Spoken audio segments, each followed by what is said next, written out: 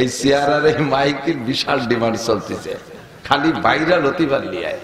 কোন কায়দা যদি ভাইরাল হতে না পারো বক্তা হইয়া 3-4 দিন পলাই থাকবা, বউরে না কইয়া ফোনে ফোনে তালাশ শুরু হয়ে যাবে, পরে পাবা, তারপরে ভাইরাল হয়ে যাবা।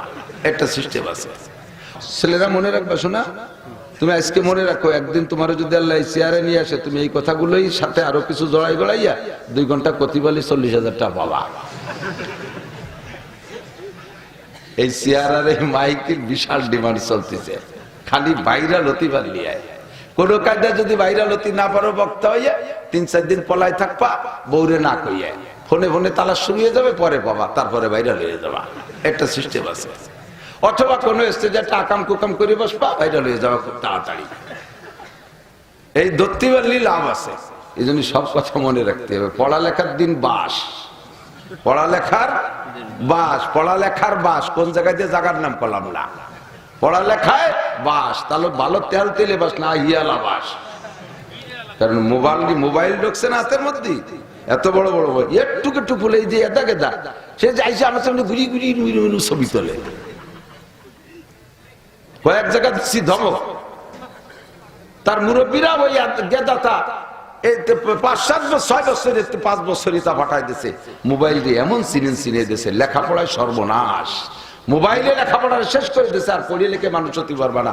এইরকম বড় বড় আলেমরা প্লেটে গুছাই করে আইনে 2-1 প্লেট দেয়, এই বাড়ি নিয়ে যাবা, 2 মুছে খাতে পারবা ইনশাআল্লাহ। এই জন্য সব কথা মনে রাখতে হবে। বয়ানে সুর ছিল না, গজল টজল এগুলো কিছুই উনরা জানতেন না, আমরাও সেই তালে জানি না। ওই 1-1 বছর তো, ওই জন্য আমরাও গান গজল জানি না। তো হুজুরের কথার ভিতরে এবার এমন রস ছিল। ছোটপা মাদ্রাসায় মাহফিলে গেছি, নানুপুরি হুজুর রহমতুল্লাহ স্টেজে, গহরডাঙ্গার মহতাম সাহেব হুজুর ছোট্ট একটা মানুষ, আব্দুল সালাম সাহেবের মতো। তবে এই মানুষটার দিকে বড় বড় বেটা মানুষের তাকাইতে ভয় পাইতো। আল্লাহ তাআলা চেহারার মধ্যে একটা রোগ দিছিলেন। কাশিয়ানি হুজুর তাই, চৌমনি হুজুর তাই, বড় বড়রা সব স্টেজে। আব্দুর রাজাক সাহেবের বয়ানে মানুষ হাসতে হাসতে, বুড়োরা হাসতে হাসতে কান্দি দিতেছে।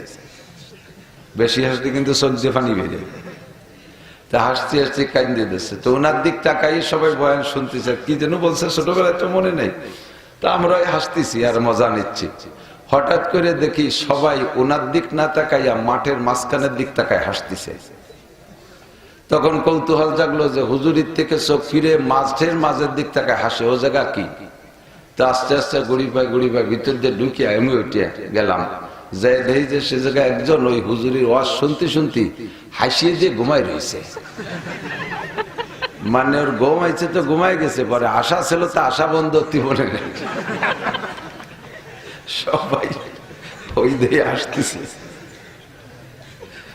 তো ঘুম যখন আসে, হাসি কান্নায় ঠেকাতে পারে না, ঘুমের সুযোগ নেই। আপনারাও ঘুমাবেন, ফজরের নামাজ পড়বেন। মুখতাসার ছোট্ট একটা বিষয় আমি আলোচনায় নিয়ে আসছি। অল্পের ভিতরে আল্লাহ পাক রব্বুল আলামিনের মেহমান বানাইয়া এখান থেকে বিদায় নেওয়ার চেষ্টা করবো ইনশাআল্লাহ। আল্লাহ তাআলা কবুল করুক, বলেন আমিন। আমরা এখানে সুন্দর করে বসা আছি। আজকে কার পাশে কে আছে একটু খেয়াল করলে বলতে পারবেন আগামীকাল যে তুমি ওই যে বড়ভাঙ্গা মাদ্রাসায়, মাহমুদনগর মাদ্রাসায় গেলে অশান্তি গেছিলে বলে? জি গেছিলাম। আমার চৌমনি হুজুর রহমতুল্লাহ আলাইহি গহরডাঙ্গায় বিশেষ করে তো দাওরা মিশকাতে ক্লাস করাইতেন, মৌলানা ক্লাসে। তো প্রত্যেক অক্তে হুজুর দাওরার ছাত্রদের নামাজের হিসাব নিতেন। তুমি জোহরের নামাজ পড়েছো জামাতে, আসর পড়েছো জামাতে, পড়েছো সব কয় রাকাত পাইছো, এভাবে হুজুর প্রত্যেকটা ছাত্রকে খুব খবর নিতেন। সবই তো মৌলানা হয়ে যাবো এবার পড়ে, তারপরেও হুজুর খবর নিতেন। তো যদি বলতাম যে জি হুজুর পড়ছি, তাৎক্ষণিক জিজ্ঞেস করতো যে বলো তো তোমার 2 পাশে কেডা কেডা ছিল, শ্রদ্ধারা বলি যাবে। যদি কই যে অমক, সাথে সাথে ডাকতো যে তারে ডাক দি, সে জানে নাকি। এমন ভাবে তাহকিক করতেন। আবার কোন কোন সময় জেহরি কিরাত, জোরে কিরাতের নামাজের রক্ত আসলে পড়লে ক্লাসে যে বলতো আজকে তুমি জামাতে নামাজ পড়েছো? জি হুজুর। বলো তো ইমাম সাহেব প্রথম রিকাতে কোন কিরাত পড়ছে? তোমরা তো আলেম, তোমরা তো জানবা, পাবলিকে না কইতে পারবে, তোমরা তো আলেম। এভাবে খবর নিতেন, তো এভাবে তাহকিক করতেন। আমি যদি আজকে কালকে আপনারা এখানে আসছেন, অনেকে বাড়ির থেকে ওয়াজ শুনতে আসছে, আইসে ওই জায়গা থেকে চানাচুর বাদাম খাই ঘুরি বেড়াচ্ছে। ওর মা যদি জিজ্ঞেস করে তুই ওয়াজ শুনতে গেছিলি? জি গেছিলাম। তোর ভাষা কেটা ছিল? সে সময় আর এক বাদাম খাওয়ার কথা কওয়া লাগবে না, আর এক টালটুর কথা কওয়া লাগবে। আমরা দুই টালটু একসাথে টালটু বলটুরি বেড়াইছি। তো এখন সত্যি ওয়াজ শুনছেন, কিয়ামতের মাঠে আল্লাহ তাআলা জিজ্ঞেস করবে। আপনি একটু পাশের জনের খেয়াল রাখেন যে আপনার পাশে পাশে কেডা কেডা ছিল, মনে থাকবে তো? একটু সাক্ষী বানায় রেখেন। এই সাক্ষীগুলো কাজে লাগবে, সাক্ষীগুলো কাজে লাগবে। আমি আপনি এ জায়গা বসা আছি, কথা সত্যি না মিথ্যা? সত্য না? আছি তো? আলহামদুলিল্লাহ বলেন আলহামদুলিল্লাহ। আমরা আর দুইটা জায়গায় ছিলাম, এ কথার মধ্যে সন্দেহ নাই, কিন্তু তা মনে নাই, কিন্তু তা মনে নাই। মায়ের পেটে ছিলাম, এর মধ্যে সন্দেহ আছে? কার কার সন্দেহ আছে? আব্বার মধ্যে সন্দেহ থাকতে পারে, আব্বা নিয়ে ভেজাল আছে, বর্তমান জামানায় বেশি ভেজাল। কিন্তু মার মধ্যে সন্দেহ নাই, মার পেটের থেকে বের হয়েছি, এর মধ্যে তো আর সন্দেহ থাকার সুযোগ নাই। বাপের মধ্যে ভেজাল বলার সময় নাই, সংক্ষেপে যা বোঝা যাচ্ছে তাই আর কি। তো মার মধ্যে কোনো ভেজাল নাই। আমরা তো এমন না যে কলা গাছ ফুড়ে বেরোইছি, আমাদেরকে আল্লাহ তাআলা প্যাকেট করে ছেড়ে দিয়েছে, এরকম নাকি? মার পেটে বের, এ কথা সত্য। তবে মার পেটে ছিলাম, এই চির সত্যটা মনে আছে কার? কান্তি কেউ কইতে পারবেন? আমি মার পেটে ছিলাম, এরকম কয় মাস শীতে ছিলাম, পরে কয়েকদিন উবুর হয়েছিলাম, পরে এইভাবে কোনাকুনি গুঁতো দিলাম দুডিয়ে, এ মনে আছে নাকি? কিছু মনে আছে? তো মনে না থাকলে তা সত্য কি কেবল অসত্য, এ কথা কি বলা যাবে? মনে নাই বিদায় এ কথা অস্বীকার করা যাবে নাকি? মার পেটে ছিলাম, কোনো সন্দেহ নাই, তবে আমার মনে নাই। মনে না থাকলেও সত্য। এই পোলাপান নড়াচড়া হয়েছে, মুখস্থ রাই, ওয়ানে যাচ্ছ, পেশা পাইছে, পানি খাবি না, তাড়াতাড়ি খাই আসিস, বেশিক্ষণ না, আসতে আসতে দেরি হলে কিন্তু চলে যাবানি। তা আমার মনে নাই বিদায় ওই জিনিসটা নাই, এ কথা বলা যাবে না, ঠিক না?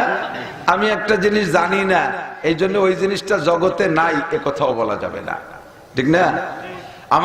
আমরা তারাইলপুকে তখন পড়াই, সাথে এসে গেলে একটু কয়ে যাওয়া লাগে, কথা মনে রাখবেন, ফায়দা আছে। অনেক সময় অনেক ছোট ছোট কথাগুলো আপনার সালিশ বিচারও কাজে লাগে। তো আমরা বৈশা বড় বড় ওলামায়ে কেরাম যারা ছিল, আমি ছোট, তো বসে বসে তারাইলপুকুর মাদ্রাসার মুহাদ্দিসিনরা বিভিন্ন বিষয় আলোচনা করতেছে। এর মধ্যে আলোচনা হচ্ছে জিওগ্রাফি, ভূগোল সম্পর্কে। তো ভূগোল সম্পর্কে বক্তব্য দিতে যে আমাদের একজন বড় আলেম, নাম বলবো না, ওলামায়ে কেরাম সবাই চিনবে, উনি বলতেছেন যে সারা পৃথিবীতে, সারা পৃথিবীতে নদীর পানি ঘোলা শুধু বাংলাদেশে, আর পৃথিবীর কোথাও নদ নদী সাগর সমুদ্র খাল বিলের পানি ঘোলা না, সব স্বচ্ছ। শুনে সবাই আসছে, দুরি কপাল, কত বড় আলিম, সারা দুনিয়ার এই পানি পুনির খবরও রাখে। উনি এই বলার পরে আমার মাথার মধ্যে ক্রিমিনালি ঢুকছে, ওনার এইটারও অসত্য প্রমাণ করব। তা আমি বললাম যে আপনি তো অনেকবার দেওবন্দে গেছেন, তো যাওয়ার সময় কলকাতা হাওড়া ব্রিজের উপর দিয়েই যাওয়া লাগে দেওবন্দ, যদি বাই রোড যায়। আমি গেছি মাত্র কলকাতা গেছি 2-3 বার, আর দেওবন্দ গেছি একবার, বেড়াইতে গেছি। তা আমি তো দেখলাম হাওড়া ব্রিজের নিচে গঙ্গা নদীর পানি ঘোলা। আপনি দেখলেন যে খালি বাংলাদেশের পানি ঘোলা, ওই যে গঙ্গার নদীর পানি যে ঘোলা, আপনি দেখেন নাই? ওই যে আপনি কতবার গেছেন? কয় যে আমি ওই জায়গাতে যতবার গেছি রাত্রি গেছি। তার উনি রাত্রি গেছে বলে ওই জায়গার কিছু নাই, এই কওয়া কি ঠিক হবে নাকি? বেশির বেশি বলতে পারে আমার জানা মতে, তাহলে অজানার মধ্যে অনেক কিছু থাকলে সেটা দোষী হয় না, সে দোষ কাঁধে চাপে না, ঠিক না? তো দোস্ত, আমি একটা জিনিস জানি না বিদায় ওই জিনিস নাই, ওই জিনিস অসত্য, এ কথা বলা যাবে না। আমরা মায়ের পেটে ছিলাম, মনে নাই, তার কারণে অস্বীকার করতে পারবো না যে আমি মায়ের পেটে ছিলাম, বলতে পারবো? আমরা এর আগে আরেকটা জায়গা ছিলাম, রুহের জগতে। কোন জায়গা? রুহের জগতে। মনে আছে নাকি? এই বডিটা এটা মানুষ না, এটা একটা ফ্রেম। ওই রুহটাকে আনা নেওয়ার জন্য একটা ফ্রেম আল্লাহ তাআলা তৈরি করছে, একটা প্যাকেট, একটা প্যাকেট। আপনি বাজারে তো দুধ কিনবেন, আনবেন কিসি? একটা পলিথিনের প্যাকেট। ওই প্যাকেটটা কিছু না, বাড়ি এনে দুধ জ্বালিয়ে ফেলানো বলে প্যাকেট চলে যায় ডাস্টবিনে, ঠিক না? আল্লাহ তাআলা মূল মানুষ বানাইছে রূহকে, আরো প্রমাণ নেন। আপনারা মাগুরার মানুষ, আপনার আব্বারে আপনার ছোট ভাইকে দিয়ে পাঠাইছেন ঢাকা চিকিৎসায় পাঠাইছেন। 15-20 দিন চিকিৎসার পরে আব্বা মারা গেছে। মারা যাওয়ার পরে বাড়ি খবর পাঠাইছে, ফোন দিছে, বড় ভাই টাইম নির্ধারণ করে মাইকিং করে দিয়েছে, সকাল 10টার সময় অমকের জানাজা হবে এই মাঠে। তার আগে এলাকার বা আত্মীয় স্বজন বাড়ি চলে আসে না আত্মীয় স্বজন চলে এসে বাড়ি যারা আছে তাদের কাছে, ওই বড় ছেলের কাছে কি বলে যে তোমার আব্বা কি ঢাকার থেকে আসছে? এই কয়, কি কয় কন্ত, লাশ কি ঢাকা থেকে আসছে? আব্বার সাথে কলি কইলো না কইলো, শুধু কয় লাশ কি ঢাকা থেকে আসছে। এই লাশ কে? সেই আব্দুল খালেক মোল্লা। ফরজান ধরে নেন কথার কথা, আব্দুল খালেক মোল্লা। আব্দুল খালেক মোল্লার মাথা আছে, চোখ আছে, কান আছে, হাত পা, বডির সবকিছু, একটা লোমও খসে যায় নাই। অথচ এখন তার আব্দুল খালেক মোল্লা কি ঢাকার থেকে আসছে? তোমার আব্বা কি ঢাকার থেকে আসছে? তোমার দাদা কি ঢাকার থেকে আসছে? এ কথা বলে না, বলে লাশ কি ঢাকার থেকে আসছে। ঠিক না? তাহলে কি না থাকার কারণে এই বডিটারে লাশ কইল? রুহু। বলেন কি? রুহু। তাহলে আসল মানুষ এই বডি না, এই বডিটা রুহুটাকে আনা নেয়া করার জন্য একটা প্যাকেট, একটা খাঁচা, একটা ঢাঁচা, ঠিক না? তো আমাদের এই ফ্রেম আর এই বডি কেমন ছিল আল্লাহ মালুম। আল্লাহ পাক রব্বুল আলামিন সব রুহগুলোকে একবার বানাইয়া রুহের জগতে বসাইয়া একটা কথা ক্লাস করাইছে, সবক পড়াইছে। আল্লাহ পাক একটা সবক পড়াইছে। সবকটা কি? আল্লাহ পাক রব্বুল আলামিন জিজ্ঞেস করলেন, আলাস্তু বিরব্বিকুম। রব আল্লাহ পাক রব্বুল আলামিনের 99টা গুণগত নামের একটা নাম রব। একটা নাম কি? ছেলেরা মনে রাখবা, শোনা, তুমি আজকে মনে রাখো, একদিন তোমার যদি আল্লাহ চেয়ারে নিয়ে আসে, তুমি এই কথাগুলোই সাথে আরো কিছু জড়াই গড়াইয়া 2 ঘন্টা কতিবালি 40,000 টাকা পাবা। এই চেয়ার আর এই মাইকের বিশাল ডিমান্ড চলতেছে, খালি ভাইরাল হতে পারলি। কোন কায়দা যদি ভাইরাল হতে না পারো, বক্তা হইয়া 3-4 দিন পলায় থাকবা, বউরে না কইয়া ফোনে ফোনে তালা শুরু হয়ে যাবে, পরে পাবা, তারপরে ভাইরাল হয়ে যাবা। একটা সিস্টেম আছে। অথবা কোন স্টেজে একটা আকাম কুকাম করে বসবা, ভাইরাল হয়ে যাওয়া খুব তাড়াতাড়ি। এই ধরতে পারলে লাভ আছে। এই জন্য সব কথা মনে রাখতে হবে। পড়ালেখার দিন বাস, পড়ালেখার বাস, পড়ালেখার বাস। কোন জায়গায় যে জায়গার নাম করলাম না, পড়ালেখায় বাস। তাহলে ভালো তেল তেলে বাস না, হিয়ালা বাস। কারণ মোবাইল ঢুকছে না হাতের মধ্যে, এত বড় বড় একটু ফুলে দিয়ে এদা গেদা, সে যাইছে আমার সামনে ঘুরি ঘুরি ছবি তোলে। কয়েক জায়গা দিচ্ছি ধমক, তার মুরব্বীরা ওই গেদাতা 5-7-6 বছরের 5 বছরই তা পাঠাই দিছে। মোবাইল দিয়ে এমন চিনে দিছে, লেখাপড়ায় সর্বনাশ। মোবাইলে লেখাপড়া শেষ করে দিছে, আর পড়িয়ে লিখে মানুষ হতে পারবে না। এইরকম বড় বড় আলেমরা প্লেটে গুছাই করে আনি 2-1 প্লেট দেয়, এই বাড়ি নিয়ে যাবা, 2 মুছে খাতে পারবা ইনশাআল্লাহ। এই জন্য সব কথা মনে রাখতে হবে। আল্লাহ পাক রব্বুল আলামিনের গুণগত নাম কয়টা? 99টা আমাদের সামনে ব্যক্ত করেছেন অসংখ্য নাম থেকে। তার ভিতরে একটা নাম রব। একটা নাম কি? রব। জাতীয় নাম আল্লাহ। আল্লাহর মূল নাম কি?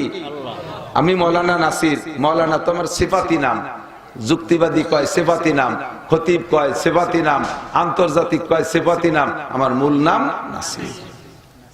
ঠিক না? তো আল্লাহ পাকের 99টা গুণগত নাম, তার জাতি নাম একটু সবাই বলবেন আল্লাহ। ছোট না বড়? তাহলে সাথে একটু মিশাই দেন, আল্লাহু আকবার। আল্লাহ সবচেয়ে মোহাব্বতের সাথে বলছেন 4000 নেকি পাইছেন। এমনই নাম ইচ্ছায় অনিচ্ছায় বললি খালি নেকি আর নেকি। এমন সুন্দর নাম। তো আল্লাহ পাক তার জাতি নামটা ওই জায়গা আমাদের কাছে জিজ্ঞেস করে নাই। শুনে দেখেন উলামায়ে কেরামের কাছে আল্লাহ জায়গা বলে নাই আলাস্তু বি আল্লাহকুম, আমি কি তোমাদের আল্লাহ না? একই নেই।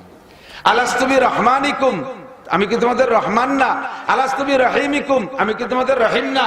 আলাস্তু বি খালিকিকুম, আমি তোমাদের সৃষ্টিকর্তা না? আলাস্তু বি মালিকিকুম, আমি কি তোমাদের মালিক না? আলাস্তু বি রাজ্জাকিকুম, আমি তোমাদের রিজিক দাতা না? এই একটা নামও জিজ্ঞেস করেন নাই। 99টা নাম থেকে আল্লাহ বাছাই করে একটা নাম ধরে জিজ্ঞেস করছে আলাস্তু বি রব্বিকুম, আমি কি তোমাদের রব না? কতক্ষণ জিজ্ঞাসাটা আমাদের এই বডির কাছে না রুহের কাছে? রুহের কাছে, ঠিক না? আবার এই রূহটা বডি থেকে যখন আলাদা হয়ে যাবে, এই বডিটাকে মাটিতে পুঁতে দেবে, অথবা বাঘে খেয়ে ফেলবে, অথবা আগুনি পুড়ায় ফেলবে, অথবা নদীতে ডুবে মাছে খেয়ে ফেলবে। সে সময় এই বডি থেকে, খাঁচা থেকে, প্যাকেট থেকে রূহটা যখন আলাদা হয়ে যাবে, তখন ইয়াতিহি মালাকান, দুইজন ফেরেশতা ওই রূহের কাছে আবার আসবে। ফায়ুজলিসানিহি, সে যে হালাতে যে অবস্থায় থাকে তাকে সেখানে বসানো হবে। ফায়াস আলানিহি, তাকে ওই জায়গায় আবার জিজ্ঞেস করা হবে, এই রূহের কাছে, এই বডির কাছে না, রূহের কাছে জিজ্ঞেস করা হবে ওই সেই প্রশ্নটা, মার রব্বুকা, মার কবরের জিজ্ঞাসা কি, মার রূহের কাছে রূহকে পড়াই দিছে, আলাস্তু বিরাব্বিকুম, আমি কি তোমাদের রব নই? আবার বডি থেকে যখন রূহটা আলাদা হবে, তখনও রূহকে জিজ্ঞাসা করা হবে, মার রব্বুকা। দুই পাশে রব্বুকা, দুই পাশে রব, শুরুতে রূহকেও রব, আবার শেষে রূহকেও রব। বোঝা গেল রবটা আল্লাহর খুব পছন্দের একটা নাম, তাই রূহের জগতে পড়াই দিছে। আবার রূহের কাছে জিজ্ঞাসা, মাঝে যাতে ভুলে না যায় এই রব রে, ছেলেরা মনে রাখ, কবারই দাঁড়া, তোরা যা চাচ্ছিস একটু করে করি, মাঝে যাতে রব ভুলে না যায়। রব কে? জোর হলো না? আল্লাহ কি রব? আল্লাহ কি রব? কে? আল্লাহ আমার রব, ওই রবই আমার সব। আল্লাহ আমার রব, ওই রবই আমার সব, ঠিক না? আল্লাহ আমার রব, রবই আমার সব, আমারে মানে পড়াই দিছে। আমি যাতে ভুলে না যাই, আমাকে আবার জিজ্ঞাসা করা হবে রব, আমি যাতে ভুলে না যাই। এই জন্য সারা জীবন এই রবের মশক আল্লাহ তাআলা জারি রাখার জন্য নবী পাক বলেন, লা সালাতা ইল্লা বিফাতিহাতিল কিতাব, কোন নামাজ সূরা ফাতিহা ছাড়া হবে না। আর সূরা ফাতিহার প্রথম আয়াত কি? আলহামদুলিল্লাহি রাব্বিল আলামিন। পাইছেন খুঁজে? ফরজ নামাজে পড়া লাগে, সুন্নতে তো লাগে না? সুন্নতে পড়া লাগে, বেতেরে তো লাগে না? এই তিন নামাজে পড়া লাগে, নফলে তো আলহামদুলিল্লাহ লাগে না? লাগে, লাগে। যত নামাজ আছে সব নামাজে আলহামদুলিল্লাহি রাব্বিল আলামিন পড়তে থাকো, তাহলে ওই জায়গা রব স্বীকার করে আসছো, ওখানে যে প্রশ্নের জবাব দিতে তুমি ভুলবা না, রব তোমার সাথে সবসময় থাকবে। এখন রব কি একটু বুঝাই দিয়ে তারপরে আমি আরেকটা আয়াতে যাই, যাব। রব কাকে বলে? আর রব কি? এতক্ষণ লাগে ওই ফিট করতে, এটাকে ডিস্টার্ব হচ্ছে। রব বোঝায় যুবক, রব বোঝো, বুড়োরা বোঝেন, ছোটরা বোঝেন। রব কাকে বলে? যত সৃষ্টি আছে সকল সৃষ্টির রুচি পার্থক্যে, চাহিদার পার্থক্যে আর যা দরকার তাকে সেইভাবে পরিবেশন করতে পারে। যিনি যেখানে যেমন দরকার তিনি হতে পারে রব, তিনি হতে পারে। মারা বাচ্চা পেটে আসার আগে শরীর সুস্থ থাকলে সাবালেগ হওয়ার পর থেকে আমরা কিতাবের হিসাবে পড়েছি 55 বছর বয়স, শুরু থেকে নিয়ে টোটাল 55 বছর বয়স। তবে সাবালেগ হওয়ার পর থেকে জিনিসটা শুরু হয়, সেটা হলো মিন্স, যাকে আর বাংলায় বলে মাসিক, আরবিতে বলে হায়েজ। এটা রানিং হয়, একটা পচা রক্ত দেহ থেকে বের হয়ে যায়। রক্তটা এমনই নাপাক, বের হইলে গোসল ফরজ হয়ে যায়, এমন একটা পচা রক্ত। আর এটা ভিতরে থাকলে শরীরের ভিতরে বিভিন্ন রোগ দেখা দেয়, ফুলে টুলে পানি টানি নেমে নষ্ট হয়ে যায়। এটা নিয়মিত জারি থাকা, এটা আল্লাহর একটা রহমত, খুদা প্রদত্ত সিস্টেম। এই রক্ত চালু থাকে যেদিন বাচ্চাটা পেটে যায়, তারপরে থেকে সেদিন থেকেই ওই রক্তটা বাচ্চা ডেলিভারির আগ পর্যন্ত আর বের হয় না। রক্ত যায় কোথায়? এর কারণে মাও অসুস্থ হয়ে যায় না। ওই রক্ত দিয়ে আল্লাহ তাআলা পেটের বাচ্চাটাকে লালন পালন করে। রক্ত নাপাক, রক্ত হারাম, খাওয়া জায়েজ নাই, অথচ আপনাকে খাওয়াইতেছে মায়ের পেটে। যুবক, অহংকার কোত্থেকে আসে? ওয়ালা তামশি ফিল আরদি মারাহা ইন্নাকা লান তাকরিকাল আরদা ওয়া লান তাবলুগাল জিবালা তুলা। তোমার এত অহংকার, এত বাহাদুরি, এত কেদারি কোত্থেকে আসে? তোমারে বানাইছে কি দিয়ে? তোমারে বড় করছে কি খাওয়াইয়া? তাকে তুমি একটু হিসাব করেছো? তুমি ছিলে কোথায়? হাল আতাল ইনসানে হিনুম মিনাদ দাহরি লাম ইয়াকুন শাইআম মাযকুরা।